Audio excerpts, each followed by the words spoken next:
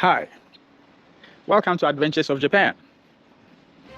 Whether you're already in Japan or you are planning to enter Japan as a visitor or as a worker, especially those of you who have already secured the ALT job and planning to come early next year, or those of you who are in the process of securing the job to come next year, this video is for you because I'm going to be providing important information that could help you to transition into the life of Japan smoothly. And you can say this information is going to be your lifeguard. Let's dive into it. In this video, I will be discussing 3 very important issues that could help your safe transition into the life of Japan smoothly. So kindly stick around, and if you have any questions, feel free to drop them in the comment section. And also, I have made a video about how I secured my visa on the same day in this video. So you can click on this video and watch that if you haven't watched it yet, how I got my visa same day in the Japanese embassy in Ghana. So this video, you can watch it here. Click on it and watch it maybe after this. All right, so in this video, like I said, I'm going to be talking about driving in Japan, getting mobile connectivity without any hitches, and the last one is accommodation. Yeah. So let's start with driving. You know, Ghana and Japan don't drive through the same side. In Ghana, we drive by the right, whereby the steering of the vehicles are by the left. But in Japan, it's completely opposite. And you can use driver's license, international driver's license acquired from Ghana. I don't know about other countries though, but recently, some people are having issues with the international driving license being offered or being given from Ghana. Yeah, so this one is not my personal experience, but a close friend of mine complained that the international driver's license being offered to him when he was using it in Japan, he got an issue. Unfortunately, because he's a company employee, so the company has to come in to defend him. Yeah, so he was allowed to go. You understand? Currently too, there was somebody who just recently came who was issued the international driver's license from Ghana, but the company says the one that was issued to her is not the one they are looking forward to. And this means our Ghanaian international driver's license has a bit of challenge when it comes to using it in Japan. I don't know about using it in other countries though. Yeah, so that is about it. But the most important issue I want to talk about regarding the driving license issue here is Japan has a 3-month policy regarding driver's license. What do I mean by that? According to the policy of Japan, if you have a license in your home country, and per the date of the issuance of your license and per the date you have entered Japan, if it is not up to 3 months old before you enter Japan, you cannot convert it into the Japanese driver's license. I didn't know about this before coming here. And that is my personal experience. I got my license and I moved into Japan. It was 2 months, few days to 3 months. It wasn't up to 3 months. So I am unable to convert my driver's license into the Japanese driver's license. And someone may ask, why can't you just go ahead and apply for the Japanese driver's license? Yeah, it is possible.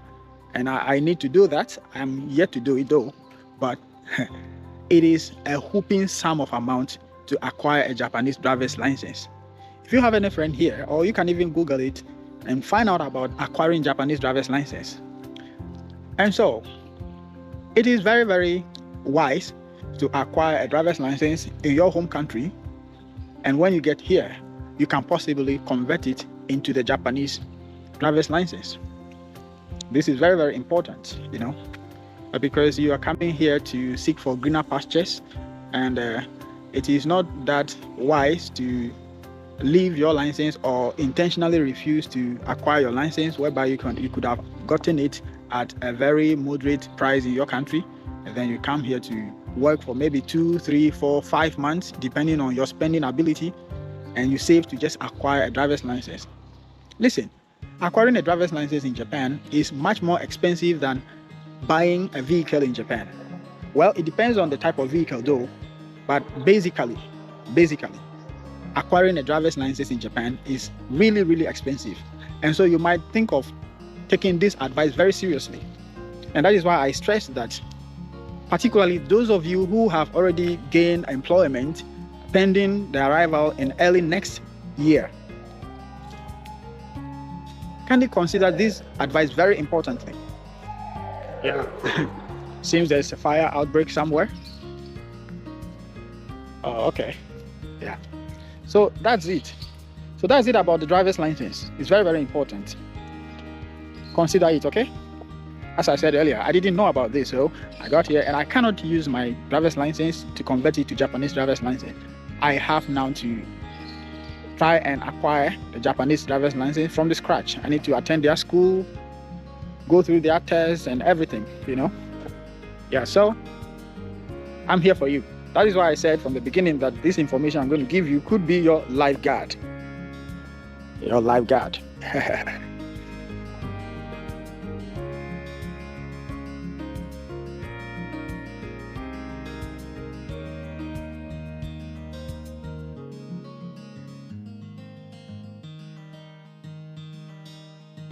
Yeah, the second issue I would like to bring to your notice is about mobile connectivity. As you may know, or if you are not yet aware, be informed that mobile connectivity in Japan could be somehow difficult. If you already secure a job, you might have your company try to assist you to get connected through a company. Such things are done by agents, and your company is also going to pass through an agent, and sometimes they might add certain hidden fees which might not be known to you, but that shouldn't be your headache, because once they help you to get your mobile connectivity, you should be fine, right? Yeah. But like I said earlier on that I didn't know about some of these things until I got here, and now I know about them, so I'm bringing them to your attention. When I got here, let me just make it clear that even though I said it in my earlier videos, but I'll say it again. I came through Borderlink. Yeah, I came through Borderlink, and when I was coming, because I wasn't aware of this, Borderlink offered to help us with a mobile connectivity company, and I was given Sakura Mobile, and we were made to pay the necessary fees whilst I was in Ghana. So I had to communicate with the Sakura Mobile company through email and made my payment before I got here. So on the arrival in Japan, I got my mobile SIM card right at the airport and I was connected. However, living here for some time, I have realized that Sakura Mobile is on the higher side, considering the payment involved and monthly payment and the data being offered, they are on the high side. And I changed their services to another one, and I have changed it again from that one to the current one I'm using. And from the current one I'm using, I've realized that, hey, it's way cost effective, I should say, way cost effective. And I am here to inform you that once you are coming, if you are interested in getting connected to a mobile SIM smoothly without incurring so much debt, or with ease without going for any expensive mobile connectivity, I can introduce you to the company that I am using now. Even though the one I'm using, I can make any calls in Japan. Well, not any call though. There are certain few numbers that I cannot call free, but most of the numbers I could dial inland freely without any charges, just free. And be informed that making calls in Japan is really expensive, and so you would like to avoid making direct calls whilst in Japan. You would like to resort to, if you are using WhatsApp, you can use WhatsApp to call your friends, or you would like to use Facebook Messenger, or you would like to use Line, because in Japan the most common social media network being used is Line. But as for we foreigners, I believe we are mostly attached, or we are mostly used to using WhatsApp, right? So you would like to make sure you use your internet to make your calls instead of making phone calls directly. And let me tell you an interesting story about a friend who I came together with. Yeah, a lady from Zimbabwe. When we got here, that was in early 2022. Yeah. She said once she got her Japanese line, she was so happy and she wanted her people back home to realize her new number. So she was dialing them directly. My oh my.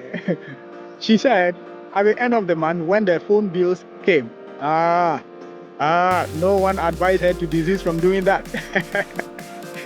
Yeah, so life in Japan is expensive, basically expensive in all the aspects. So you have to use your brain to just go through everything smoothly as you can. Well, if you feel like going the hard way, spending, that's fine, it's your choice. But I'm just here to advise you or to give information that even though, yes, things are expensive, there is also a way to go about it so that you can still live your standard life without feeling the expensive nature of Japan. I hope this information helps. Yeah, so that is it about the mobile connectivity. So if in case you will need the mobile connectivity, kindly comment mobile connectivity in the comment section of this video, and I can link you to the company that you can get a cheaper one on your arrival. You can get it at the airport and start your life smoothly in Japan. Yeah. Oh, there's an announcement going on. There's a van. Announcement going on there.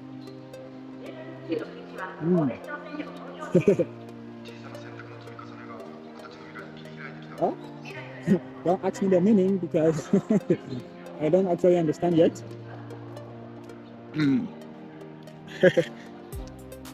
Yeah, so even if there's no car coming, you need to watch carefully before you cross the road. Okay. If you are new here or if you haven't subscribed yet, kindly subscribe to Adventures of Japan, because here I will only bring you relevant information that could propel your smooth journey to Japan and also your stable life in Japan. Kindly subscribe. All right, let's go on to the third one, which is the most important of all. I say most important because it has to do with your accommodation. Yes, well, it might not be as important to you, but I think this one is the most important one, if you ask me, and that has to do with apartment. And I am talking about this because of a question someone asked when I uploaded a video some time ago, and this is the question: do they offer housing assistance?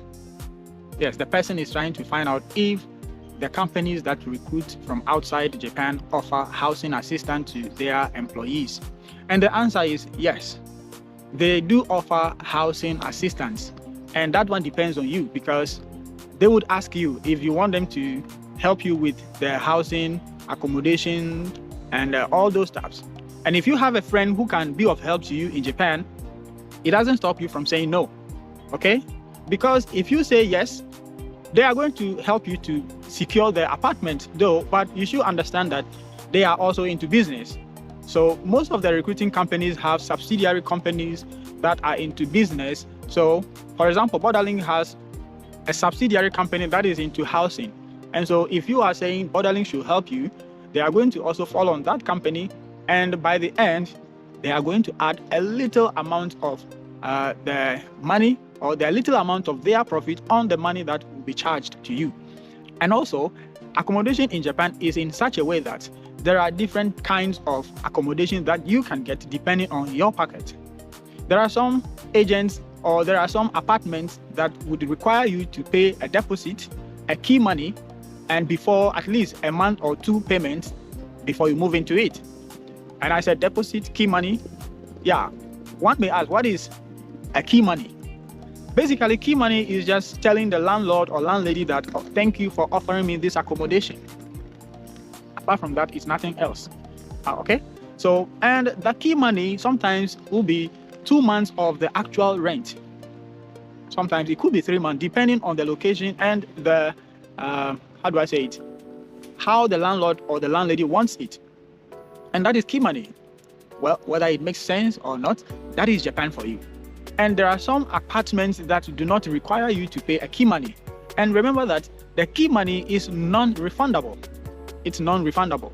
And sometimes too, once you sign a contract to live there, whether you like it or not, until the contract terms ends, if you want to move out, you're going to pay a penalty. Okay? And so it is very important to know the details of what you are going into or what you are going in for before you accept. Okay? And there are also apartments that don't require key money. You only pay a deposit, which when you are leaving, they will inspect the apartment. If everything is in place, your deposit is refundable. Isn't that good? Yes. And so when I came, I didn't know about all these things, so I allowed Borderlink to help me find where I should leave my apartment. And after a year, fortunately or unfortunately, I had to leave Borderlink. And when I left, I was looking for an apartment myself, because this time I'm no longer going to be with Borderlink, so they are not willing to look for an apartment for me, and they won't be willing to look for an apartment for me. So I took everything into my own hands. I did not understand the Japanese language well, but I had to make some phone calls myself, and I found an agent. What helped me? Anyway, I'll talk about that later. So I found an agent who helped me to secure an apartment.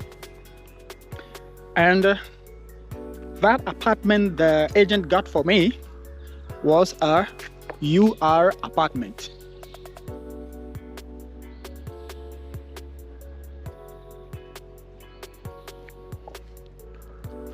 Yeah, UR apartment.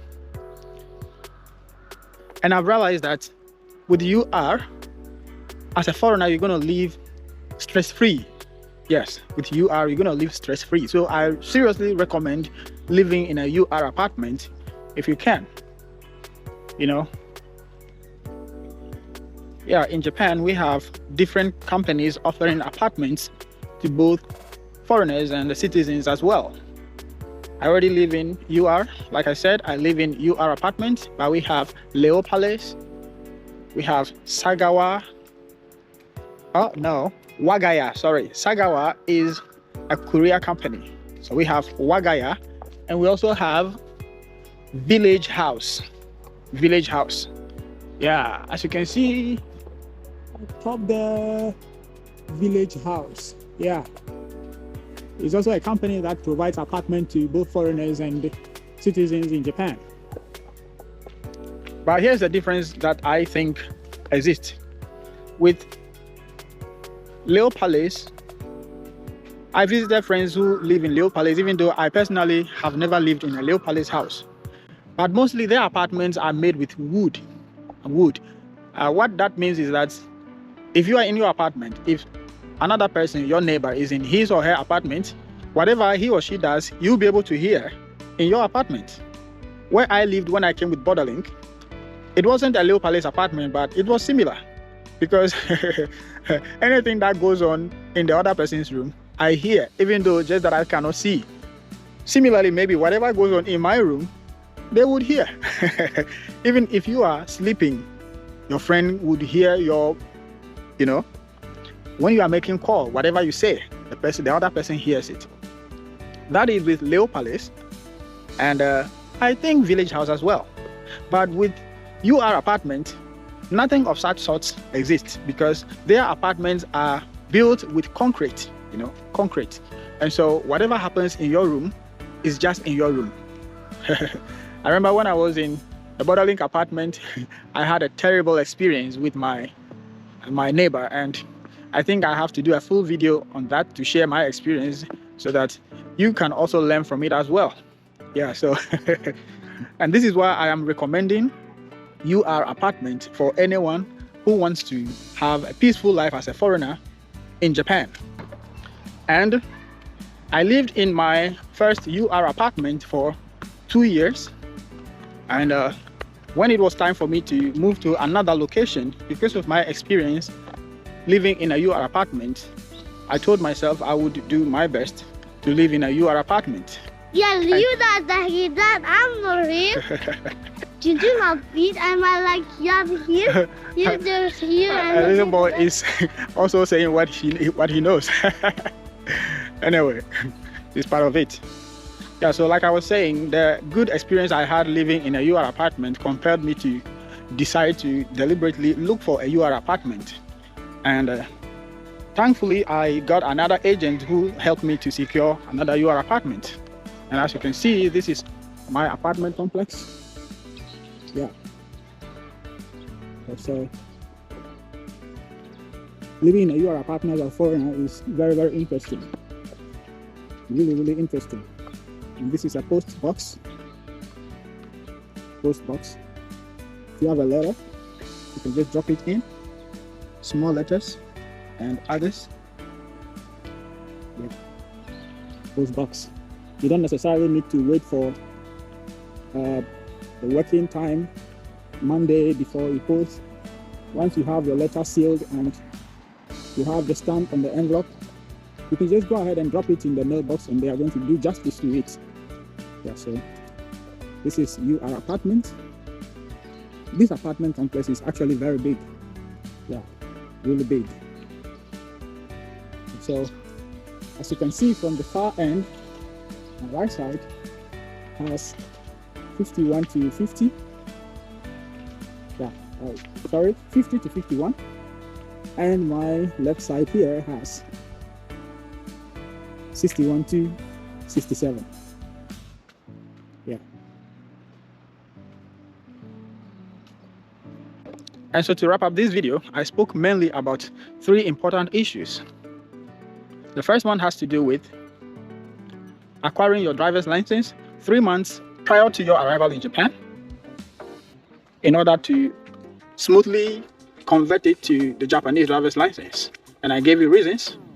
And number 2, I talked about how to acquire your SIM card, that's connectivity, mobile connectivity, seamlessly, stress-free on your arrival in Japan. And the third one, which is the most important in my view, is the apartment. And if you're already in Japan or you are coming, if you need any of this, if you need assistance with any of this, just comment it in the comment section. If it is apartment, just comment apartment. If it is mobile connectivity, just comment connectivity. And I will link you up to the various agents and you will take it up from there. Okay? And kindly do subscribe, because your subscription helped me to keep bringing you content that are so helpful to you, which could be your lifeguard in Japan. Okay? I do appreciate your subscription. If you already subscribed, thank you so much. I really appreciate that. And you watching me now, I hope you're going to subscribe too. Click on that button and subscribe and ring the bell so that the next time I upload a new content about very important issues, you will be notified. And until then, I am always Mr. Don't Give Up, and I will see you in the next video.